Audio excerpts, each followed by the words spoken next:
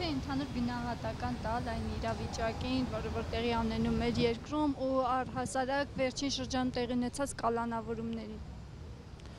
Ընդհանուր առմամբ մենք տեսնում ենք օրինականության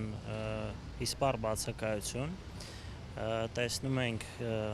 համատարած կալանավորումներ, անգամ չնչին գործերով, եթե մարդը ընդդիմադիր հայացքներ ունի, նա անպայման կկալանավորվի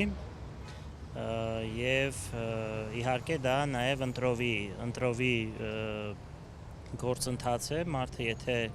իշխանական է, ինչ որ արարք է արել,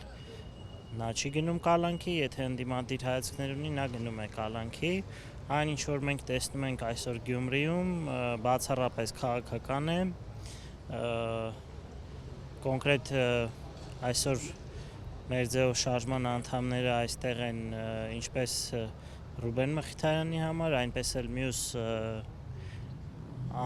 քաղաքական դրդապատճառներով անօրինական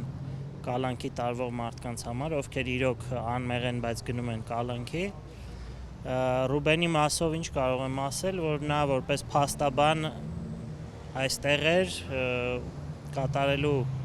մասնագիտական նաև գործունեություն որպես փաստաբան։ Խոսքի ազատության սահմանափակման մասով ինչ կասեք, որովհետև այսօր Գյումրիում մենք փորձում էինք հարցում անցկացնել, քաղաքացիները հրաժարվում էին պատասխանել, նշելով, որ մեզ ԱԱԾ-ն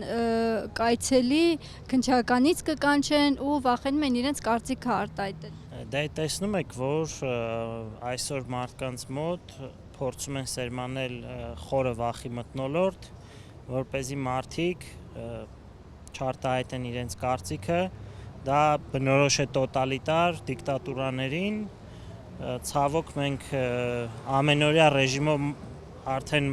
հասել ենք այդ ռեժիմին, որը որ լրացնում է բոլոր ընդդիմադիրներին, կապ չունի թե ինչ միջոցներով, հիմնականում բանտարկվում են մարդիկ, նաև կան այլ միջոցներ։